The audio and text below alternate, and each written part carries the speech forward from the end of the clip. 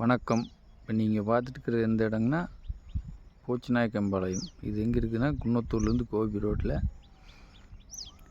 5வது கிலோமீட்டர் இருக்குதுங்க. செவ்வியூர் பக்கத்தால்.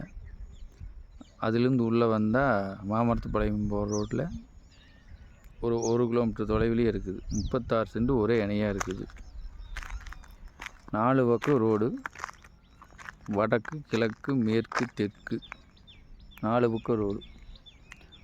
ஒரு பக்கம் தார் ரோடு, மீதி 3 பக்கமும் சைட் ரோடு.